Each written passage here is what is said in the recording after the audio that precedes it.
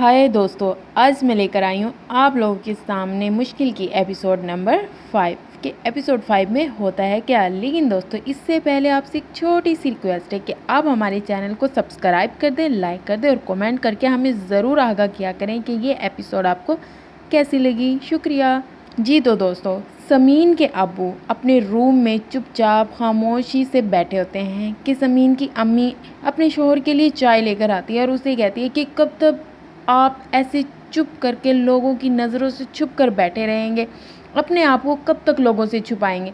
समीन की अम्मी इब्राहिम साहब से ये सब कह रही होती है, जबकि इब्राहिम साहब अपनी बीवी को जवाब देता है कि देखिए बेगम, जब से ये मामला हुआ है मेरा बिल्कुल भी दिल नहीं करता कि मैं घर से बाहर जाऊं या कुछ करूं। हाँ, जब कुछ टाइम की बात हो जाएगी और ये जो किस्सा हुआ है ये पुराना हो जाएगा, उसके बाद ही मैं सोचूंगा कि मैं बाहर जाऊं। समीन की अम्मी अपने शोहर को कहती है ऐसी तो आपकी तबीयत ख़राब हो जाएगी, और लोगों का क्या, लोगों का तो मुंह कभी भी बंद नहीं होगा। ये मामला तो पता नहीं कब तक चलेगा, जब तक सांसें हैं तब तक ये हमें फेस करना पड़ेगा। लेकिन समीन का अबू खामोश होता है और उसके दिमाग में बहुत सी चीज़ें गूंज रही होती है। लेकिन समीन की अम्मी भी अपने शोहर से एक बात करने के लिए आती है, और दोस्तों वो बात ये है कि वो अपने शोहर से कहती है कि आप जाकर उस लड़के के घर वालों से बात करें कि दोनों एक साथ बदनाम हुए हैं ना, सिर्फ कसूर हमारी बेटी का नहीं है, आपके बेटे का भी है, इसलिए वो हमारी बेटी को अपना लें। जब इब्राहिम साहब ये बात सुनते हैं तो वो शॉक्ड हो जाते हैं और अपनी बीवी से कहते हैं आप होश में तो हैं, आप कैसी बातें कर रहे हैं, मतलब मैं उनके घर जाऊं और ये जाकर कहूं, वो हमारी मजबूरी को समझ जाएंगे और वो अपने बेटे से हमारी बेटी की शादी करवा देंगे, और अगर उस लड़के ने ही समीन से शादी से इनकार कर दिया तो हम क्या करेंगे। लेकिन समीन की अम्मी कहती है मैं कब तक लोगों की बातें सुनूं, कब तक मोहल्ले की औरतों की चिक चिक बर्दाश्त करूं। आप तो एक कमरे में छुप कर बैठ गए हैं, लेकिन मुझे बर्दाश्त करना पड़ता है। मुझसे पूछे मुझ पर क्या क़यामत गुजरती है। ये सारी बातें समीन का अबू सुन रहा होता है, लेकिन समीन की अम्मी कहती है आप ऑफिस नहीं जाएंगे, ऑफिस का हर्ज हो रहा है। तो समीन का अबू कहता है अभी नहीं जाऊँगा, मैंने लीव ली हुई है वहाँ से। समीन की अभी इब्राहिम साहब को बहुत समझाती है, तो इब्राहिम साहब को थोड़ा बहुत समझ आ भी जाता है। वो उन्हें कायल करने की कोशिश कर रही होती है कि आप ही जाएं और उनसे जाकर बात करें, आखिर उनकी भी तो बदनामी है ना, शायद वो समझ जाए और हमारी मजबूरी का फ़ायदा ना उठाएं और वह हमारी मजबूरी को समझकर हमारी समीन को अपना लें। दूसरी तरफ समीन की अम्मी और इकरा ऊपर बैठे होते हैं, तो समीन चाय लेकर आती है।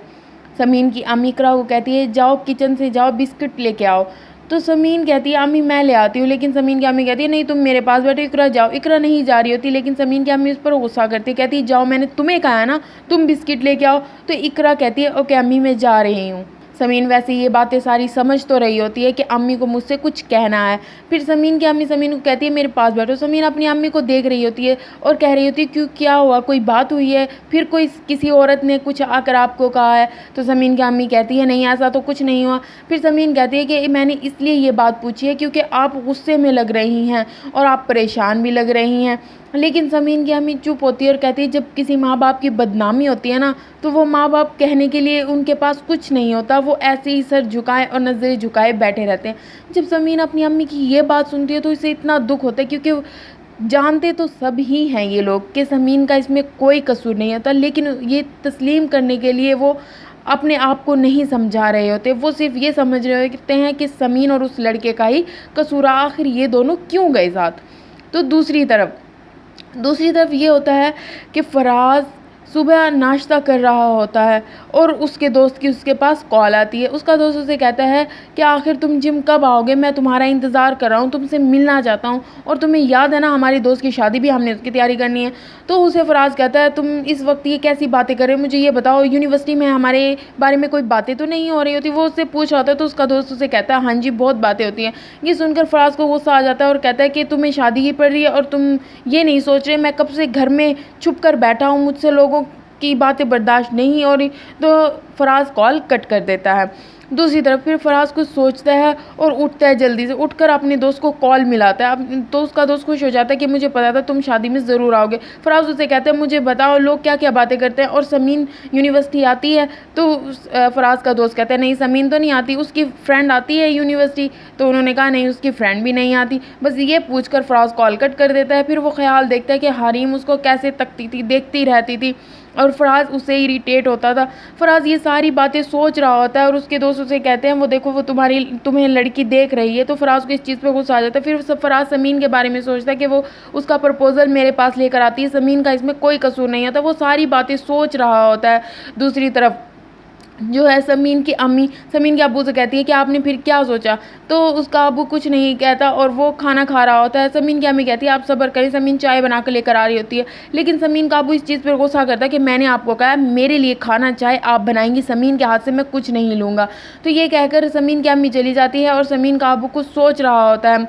दूसरी तरफ समीन की अम्मी समीन के अब्बू के पास आती है और उसे समझाने की कोशिश कर रही होती है, देखें हम ये बर्दाश्त नहीं कर पा रहे, ये सदमा आप भी नहीं बर्दाश्त कर पा रहे, हम जानते हैं हमारी बेटी का इसमें कोई कसूर नहीं है, लेकिन फिर भी उसको कसूरवार समझकर उससे मुंह फेर कर बैठे हैं। ये चीज़ मुझसे बर्दाश्त नहीं हो रही, लोगों की बातें मुझसे बर्दाश्त नहीं हो रही। हमारे पास एक ही हाल है कि ये मामला तभी ख़त्म हो सकता है जब हम उनके घर जाकर उनसे बात करें कि आप अपने बेटे की हमारी बेटी से शादी कर लें। तो ये दोनों मियाँ बीवी आपस में ये बातें कर रहे होते हैं, लेकिन अब वो क्या करें, इसके अलावा उनके पास कोई हल नहीं होता। वो परेशान भी होते हैं। समीन के अब्बू के दिमाग में समीन की अम्मी ये बात डाल तो देती है, लेकिन इब्राहिम साहब ये सोचने पर मजबूर हो जाते हैं कि मुझे जाना चाहिए या नहीं जाना चाहिए। अब दोस्तों ये तो आगे पता चलेगा कि वो इब्राहिम साहब का प्रपोज़ल एक्सेप्ट करते हैं या नहीं करते, और फराज समीन से शादी करता है या नहीं करता। तो दूसरी तरफ समीन अकेली खड़ी ये बातें सोच रही होती है। उसे दुख हो रहा होता है कि मेरी वजह से मेरे माँ बाप को बहुत तकलीफ़ हुई है, ये सब मेरी वजह से हुआ है, लेकिन समीन कुछ नहीं कर पा रही होती। वो कर भी क्या सकती है। दूसरी तरफ समीन के दिमाग में ये सारी बातें चल रही होती है, कहती है आखिर बदनामी मेरी वजह से ही मेरे माँ बाप की हुई ना, उन्होंने मुझ पर कितना ट्रस्ट किया। तो दूसरी तरफ इकरा आ जाती है। इकरा समीन से पूछती है बाजी कुछ हुआ है, आप ठीक है, उसका हाल हवाल पूछती है। तो समीन को रोना आ जाता है। कहती है इतने दिन हो गए इस वाक़े के, लेकिन किसी ने मेरे बारे में नहीं सोचा, मुझसे हाल हवाल नहीं पूछा, लेकिन एक तुम ही हो। समीन अपनी बहन के गले लग जाती है। इकरा और समीन रोने लग जाती है। दूसरी तरफ हरीम ढीठ बनकर खड़ी होती है और उस पर कोई असर नहीं हो रहा होता। वो एक खुद सर लड़की है। वो समीन के खिलाफ एक लफ्ज़ भी नहीं बोलती कि उसका कोई कसूर नहीं है, सारा कसूर मेरा है। तो समीन का अबू जो है वो हरीम को जानता है, लेकिन वो ये नहीं जानता कि मेरी बेटी का कसूर है या हरीम का कसूर है। दूसरी तरफ हरीम का रिश्ता ख़त्म हो जाता है, क्योंकि जो चाल वो चलती है उसमें कामयाब हो जाती है। उसके घर वालों को पता चल जाता है। उसका अब्बू कहता है कि उन्होंने रिश्ता ख़त्म कर दिया है सिर्फ इस बिना पर कि वो जो लड़की बदनाम हुई है वो हरीम की दोस्त है। देख लो अब मुझे इस बारे में कुछ पता चला तो मैं तुम्हारी टांगें तोड़ दूँगा। हरीम का अब्बू और उसकी अम्मी परेशान हो रहे होते हैं, लेकिन हरीम इस मामले में खुश हो रही होती है कि एक तरफ शुक्र है मेरी जान छुट गई, दूसरी तरफ समीन की अम्मी जो है कुरान पाक पढ़ रही होती है और दुआ मांग रही होती है। इकरा अपनी अम्मी से आके पूछती है अम्मी क्या हुआ, कुछ बात है? तो इकरा की अम्मी कहती है नहीं कोई बात नहीं है, बस दुआ करो, तुम भी नमाज़ पढ़ो, कुरान पढ़ो, दुआ करो कि तुम्हारे अबू उस लड़के के घर गए समीन के लिए, रिश्ते के लिए, कि वो राज़ी हो जाए। समीन दूसरी तरफ खड़ी ये सारी बातें सुन रही होती है। तो इकरा कहती है अम्मी ये कैसी बातें कर रही हैं आप, समीन बाजी का रिश्ता आप वहाँ करेंगी? तो समीन की अम्मी कहती है इतनी बदनामी के बाद कोई भी शरीफ घर वाले, कोई भी शरीफ ख़ानदान वाले समीन से शादी करने के लिए तैयार नहीं होगा। जब समीन ये सारी बातें सुनती है तो उसे इतना दुख हो रहा होता है, क्योंकि उसके पास कोई अल्फाज नहीं होता या उसके पास कोई सबूत नहीं होता कि वो अपनी बेगुनाही का सबूत दिखा सके। लेकिन समीन की अम्मी भी बहुत अफसुर्दा होती है और इकरा भी बहुत दुखी हो रही होती है। अपनी अम्मी को कहती है अम्मी आप परेशान ना हो, जो भी होगा अच्छा ही होगा। समीन ये सारी बातें सुनकर चली जाती है। दूसरी तरफ समीन का अबू फराज के अब्बू से जाकर बातें कर रहा होता है और उसे कह रहा होता है कि बहुत बदनामी हो गई है। फराज के अब्बू को कहता है कि काश हम इस तरह ना मिलते, आप बहुत अच्छे इंसान हैं। समीन के अब्बू को फराज का अब्बू कहते हैं कि आप भी बहुत अच्छे इंसान हैं और मैं आपका दुख समझ सकता हूँ, आपके ऊपर जो गुजर रही है, मैं भी एक बेटी का बाप हूँ, ये सारे दुख मैं समझ सकता हूँ। ये दोनों आपस में बातें कर रहे होते हैं। समीन का अब्बू एकदम कहता है कि मैं चाहता हूँ मेरी बेटी को आप अपना लें, अपने घर की बहू बना लें। जब फराज का अब्बू ये सुनता है तो एकदम शॉक्ड हो जाता है, लेकिन वो इसके अलावा और कुछ कर भी नहीं सकता, क्योंकि समीन का अबू बहुत मजबूर होता है। तो वो फराज का अबू ये चीज़ समझ सकता है कि जब एक लड़की की बदनामी होती है तो उसे कोई भी शरीफ ख़ानदान नहीं अपनाने के लिए तैयार होता। दूसरी तरफ जो है फराज की बहन आ रही होती है रूम में, तो फराज का अबू से रोक देता है, कहता है बेटा अभी जाओ, अभी आप यहाँ ना आओ। तो वो गुस्सा करके चली जाती है। दूसरी तरफ उसकी अम्मी से रास्ते मिलते हैं। अपनी अम्मी को कहती है कि अम्मी वो आए हुए हैं। उसकी अम्मी पूछती है कौन आया हुआ है तुम्हारे अब्बू के पास? फिर वो बताती है वो उसी लड़की का अबू, जो लड़की जिसकी वजह से भाई फराज बदनाम हुए हैं। तो उसकी अम्मी को गुस्सा आ जाता है, कहती है ये यहाँ क्या करने गए हैं। ऊंची ऊंची आवाज़ में बोलने लग जाती है ताकि उस तक ये आवाज़ें पहुँचे और वो चला जाए। वो यहाँ क्या करने आए, आप क्या लेने आए, जबकि मेरे बेटे की उन्होंने ज़िंदगी तबाह और बर्बाद कर दी। दोनों माँ बेटी ये बातें कर रही होती है और कहती है मैं जाके देखती हूँ कि आखिर करने क्या आए हैं वो यहाँ पर।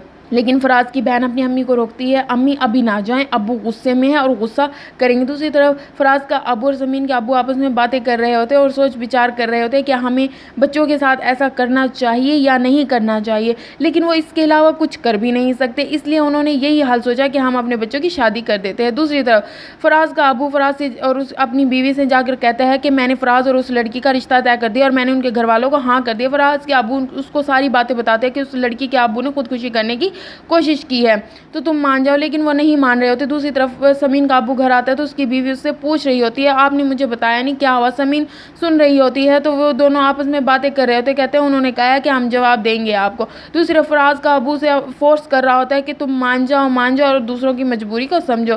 दूसरी तरफ समीन बहुत ज़्यादा परेशान होती है। फराज जिस लड़की को पसंद करता है उसके बारे में अपनी अम्मी और बहन को बता रहा होता है कि मुझे उससे प्यार है, मैं उसको नहीं छोड़ सकता। दूसरी तरफ फराज जो है जाता है जिम तो लोग फराज के बारे में बातें कर रहे होते हैं और फराज जिम से आ जाता है। उसका अब्बू उसे कहता है कि बेटा देखो, ये सारी मजबूरी ख़त्म करके तुम एक लड़की के बारे में सोचो। अगर उसने भी अपने बाप की तरह खुदकुशी करने की कोशिश की तो तुम सारी ज़िंदगी अपने आप को कसूरवार समझते रहोगे। फराज ये सोचने पर मजबूर हो जाता है और अपने अब्बू को कहता है ठीक है अब्बू, जैसा आप करना चाहते हैं वैसा करें। दूसरी तरफ समीन इतनी परेशान होती है, इकरा कॉलेज से आती है और समीन कहती है तुम फ्रेश हो जाओ, मैं तुम्हारे लिए खाना बनाती हूँ, तैयार करती हूँ। तो समीन की सिस्टर से कहती है कि आप भी मेरे साथ खाएंगी तो मैं खाऊंगी। तो दोनों बहनें आपस में बातें कर रही होती है। दोस्तों ये एपिसोड यहाँ पर ख़त्म होती है। अगले एपिसोड के लिए हमें कमेंट में ज़रूर बताइएगा कि आपको कौन सा ड्रामा सबसे ज़्यादा पसंद है। शुक्रिया।